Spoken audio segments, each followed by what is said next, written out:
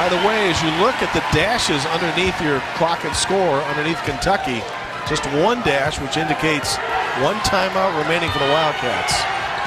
So they have to be very selective in the remaining 11 minutes and 15 seconds. They've done a great job of really closing this gap and understanding basketball is a game of runs. Notre Dame, a very smart veteran team, will go on their runs. And as a young player myself, Notre Dame and Muffet McGraw just became a household name. She has so much respect for her around the country. And if you look at some of the people that she's coaching against, Gino Auriemma and Steve Vivian Stringer, two other active coaches. There's only 7 of them in the nation that are in the Hall of Fame. So Muffet McGraw certainly earning her right in that circle of some of the best coaches women's basketball has ever seen. Matthew Mitchell, the coach of Kentucky, was telling us, I just wish I could be as composed as her. He has a long way to go. He's an animated but fun coach to watch on the sideline. Just 2 different coaching styles. And it looks to him like she always has it together there. Cats within a score in this game after being down by 9 in the second half, and a foul and a drive to the basket. Wait a minute. That's an offensive foul, I believe, on the Irish. I need to take a look at this replay to see where Mathis was. This charge circle has had a huge effect. Can't really tell from that angle, but it's been a new rule implemented this season that there's a charge circle underneath the basket. It looks they're outside like the circle. Mathis got outside of it, but I think the fans also wanted the shooting foul by Samantha Drake. Natalie Novosel with 4 personal fouls. Kentucky a chance to tie or pull within 1.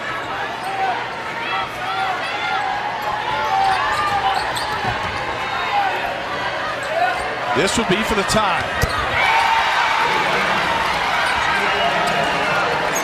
Notre Dame put on their 1-2-1-1 full court pressure that possession. They struggle matching up when they fall back into their half court defense.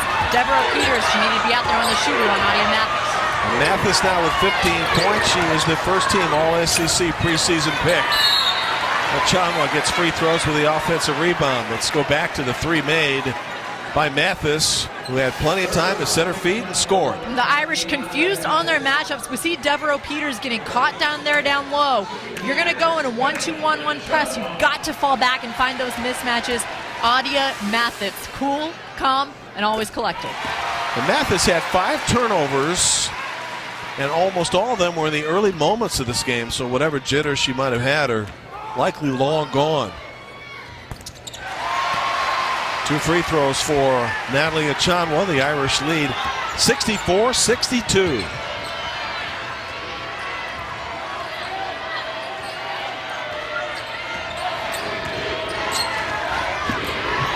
This Wildcat team coming in forcing 35 turnovers. Haven't been anywhere near that number, but have forced 18 Notre Dame turnovers. Here's Snowden, who beat them last year with 5 threes. Shot clock at 3 seconds for Kentucky. Back in the game, Bria Goss. If I were Kentucky, I would set a screen here, try and get Adia Mathis open. However, Brittany Mallory, she's known for always picking up the opposing team's best player. And she's looking for number 10 as we speak, or number 1 as we speak. 3 seconds to shoot it. Officials confer, that's a turnover.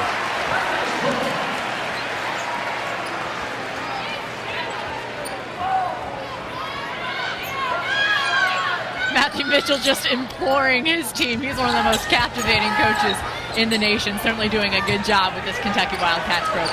Well, you see him a lot in your television package in the SEC. I do. It's not boring, is it? No.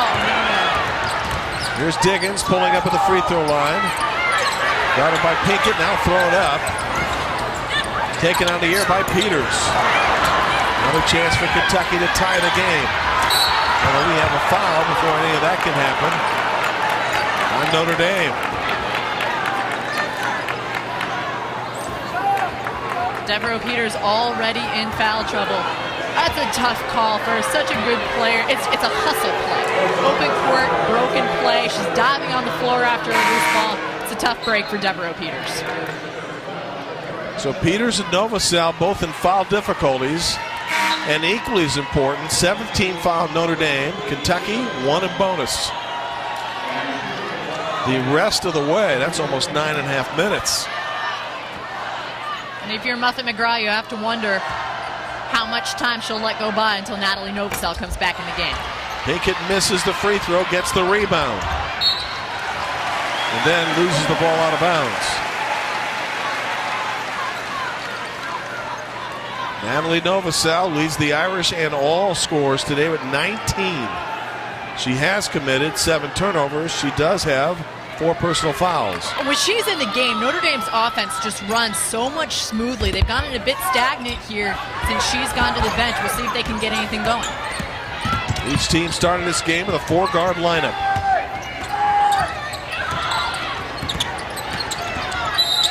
Irish looking for the back. So both teams down the bonus. Achonwa gets a 1-and-1. Seems like the last couple of minutes have just been bogged down with personal fouls. Certainly does not help Kentucky's tempo, but I think we've seen a new side to Kentucky as they've really closed this gap, that they do have the ability to execute in the half court if they have to. Been able to knock down a couple of threes that brought them from 9 back. Now Notre Dame with pressure and nearly a steal by Mallory. It was okay. She looked pretty comfortable over there. I think this only represents the kind of player that Brittany Mallory is. She only averages close to 6 points, but she is a leader of this team, and I would say not only of this team, but of this entire arena. The fans, the faithful here for the Fighting Irish, love the hustle by Brittany Mallory. It's likely one of the persons at the scorer's table said, hey, anytime you get a chance, stop on by.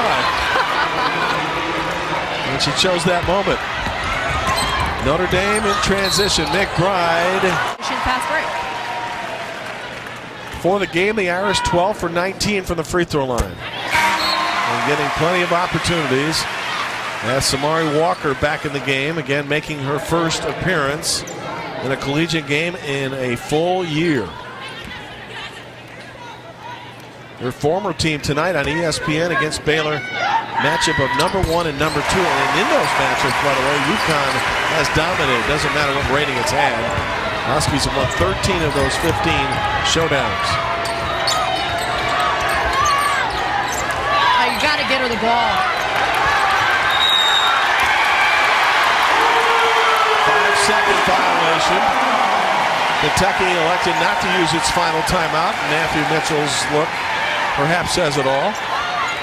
Bria Gosler on the wing, perhaps not used to somebody who posts so strongly on that low block. Samari Walker, she's got both her feet, both of her hands facing the passer. She's got to get the ball. Mallory electing the challenge as this team now knows it's in a double bonus the rest of the way. Mallory for 3. Long rebound, Amber Smith, open court, Kentucky. Knocked away by Miller. Here come the Irish, 4 against 2. And they miss a chance to score, and it's out of bounds to the Irish, ahead 68-64. For Derica Miller, you can't say enough about what this senior has done for Notre Dame. Every elite team has players to fit those role positions. Miller is certainly no exception. She gets it done on the defensive end. Great hustle to make that play there. Derica, 5'10", and a senior from Atlanta, Georgia.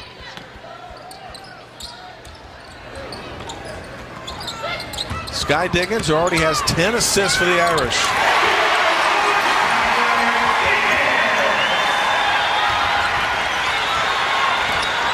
Once a 2-point Notre Dame lead's been bumped up to 6. Let's see what the answers are for the Cats.